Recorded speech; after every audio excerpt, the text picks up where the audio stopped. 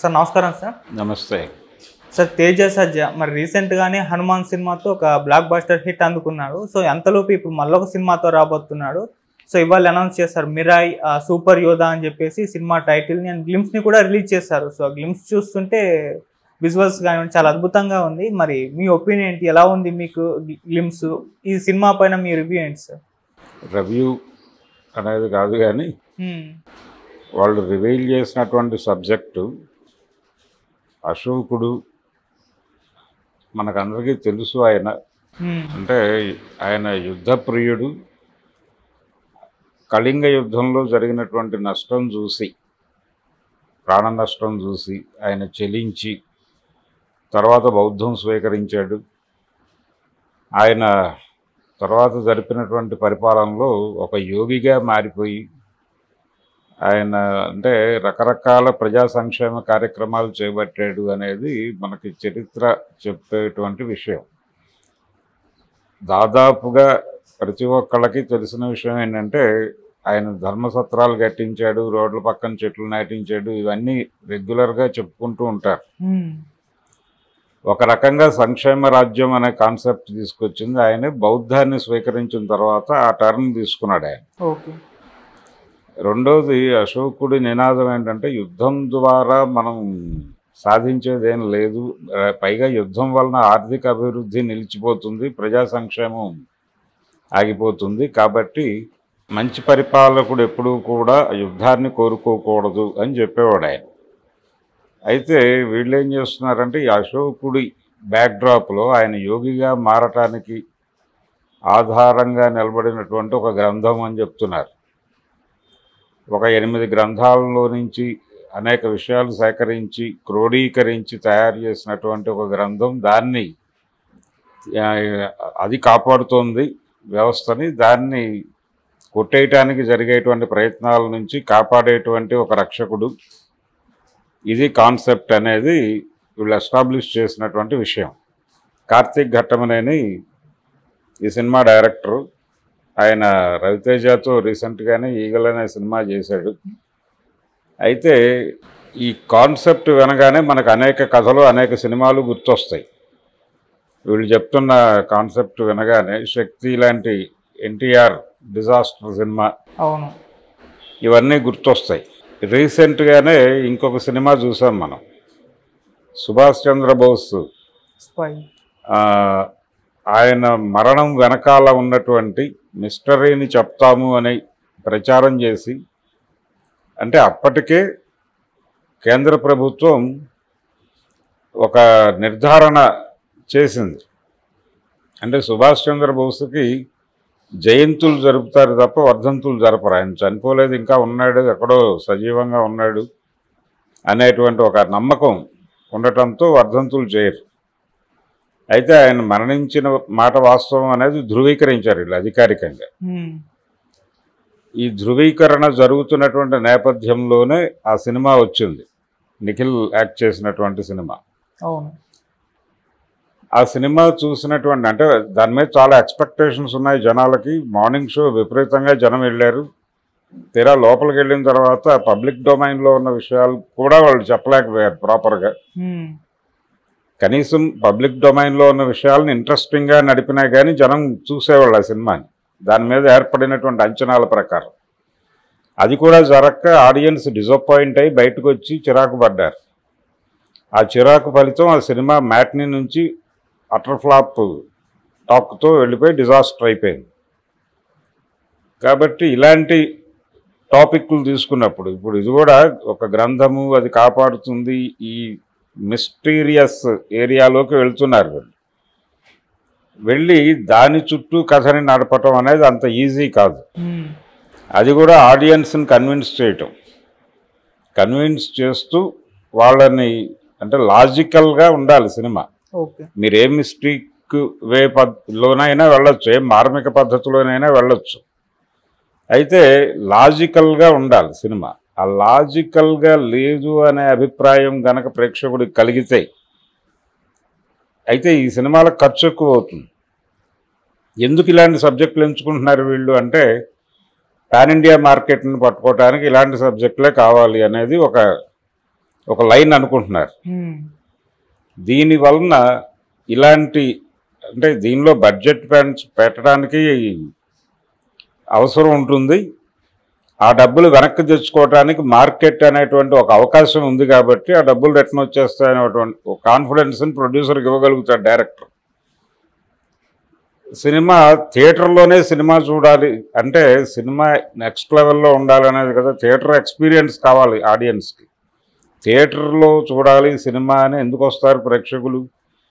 థియేటర్లో చూస్తే తప్ప ఈ సినిమా బాగోదు, మీరు ఫోన్లోనో లేకపోతే ల్యాప్టాప్లోనో చూసేటువంటి సినిమా కాదు, ఇది అద్భుతంగా తీస్తున్నారు, ఇది పంప్ అయితే తప్ప థియేటర్లకు జనాలు రావడం లేదని ప్రముఖుడు రాజమౌళి గారు ఆ మధ్య ఒక బహిరంగ వేదిక మీద ప్రకటించాడు. మీరు ఏ కథతో అయినా సినిమా తీయండి, దాన్ని అద్భుత రసంలో చెప్పండి అన్నాడు ఆయన. ఈ అద్భుత రసంలో కథలు చెప్పడం అనేటువంటి ప్రోగ్రాం మొదలుపెట్టిన వాడు శంకర్. ఆ శంకర్ నుంచి అడాప్షన్లోనే వీళ్ళందరూ ప్రయాణం చేస్తున్నారు. సో ఇప్పుడు ఈయన కూడా ఒక అద్భుత రసంలో ఒక మిస్టిక్ కథని చెప్పబోతున్నాడు.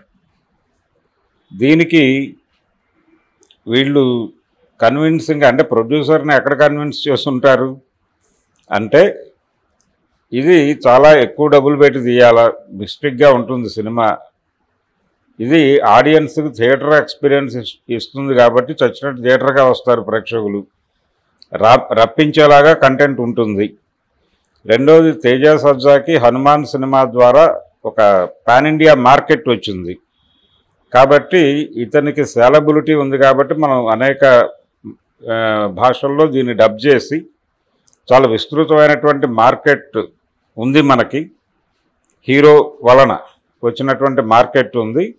మనం వివిధ భాషల్లోకి దీన్ని డబ్ చేయొచ్చు, వివిధ భాషల్లో ఆ శాటిలైట్ రైట్స్ అమ్మచ్చు, అలాగే ఓటీటీ హక్కులు అమ్మచ్చు, దాంతోపాటు థియేటర్కల్ రైట్స్ అమ్మచ్చు. ఇలా భారీ మార్కెట్ ఉంది దీనికి.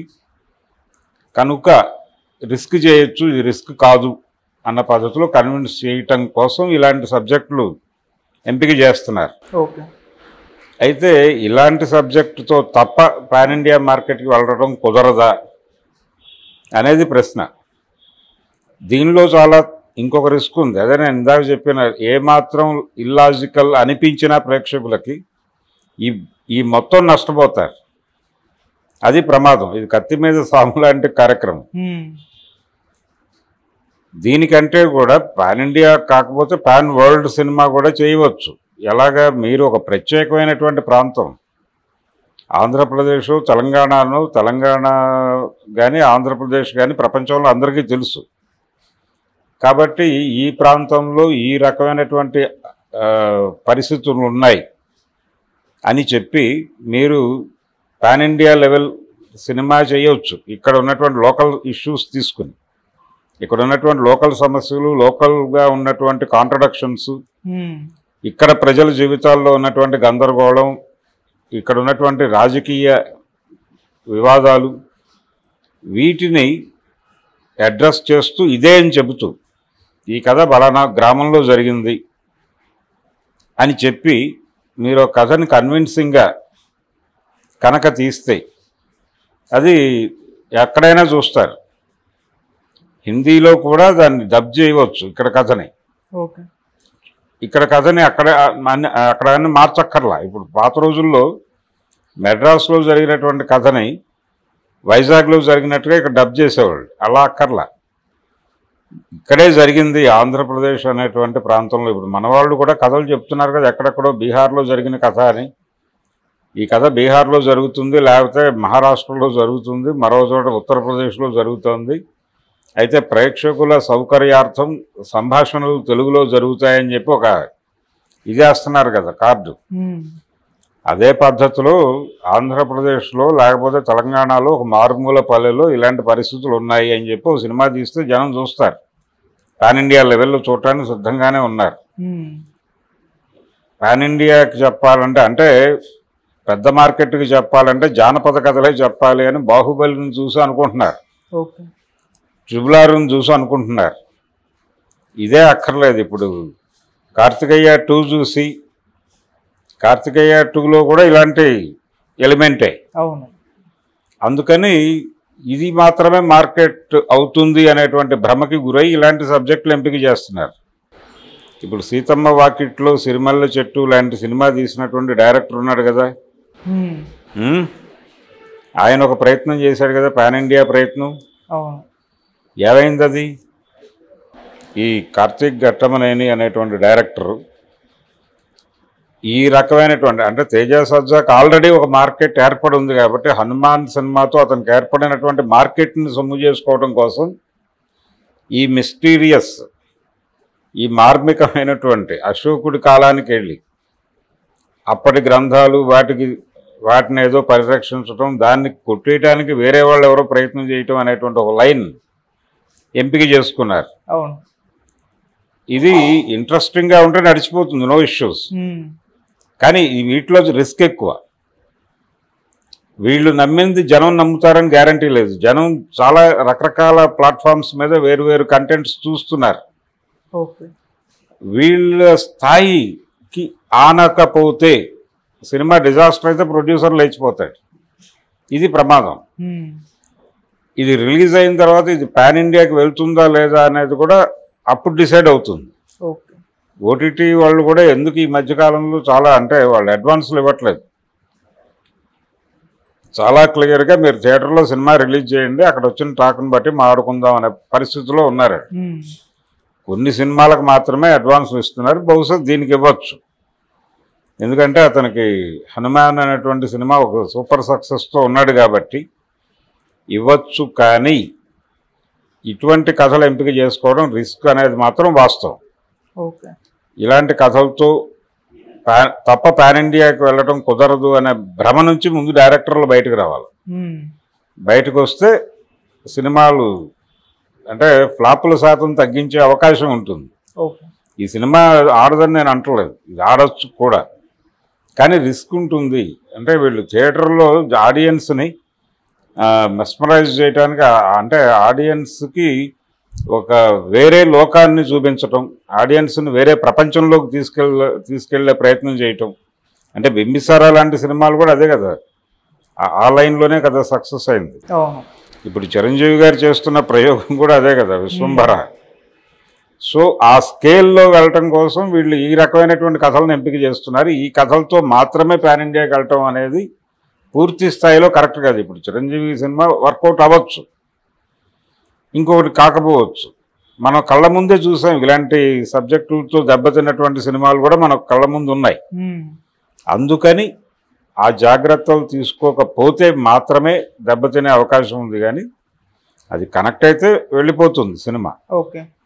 థియేట్రికల్ ఎక్స్పీరియన్స్ ఇవ్వగలిగితే థియేటర్కి వచ్చి చూస్తారు, జనాలు చూస్తారు, థియేట్రికల్ కలెక్షన్స్ వస్తాయి బాగానే.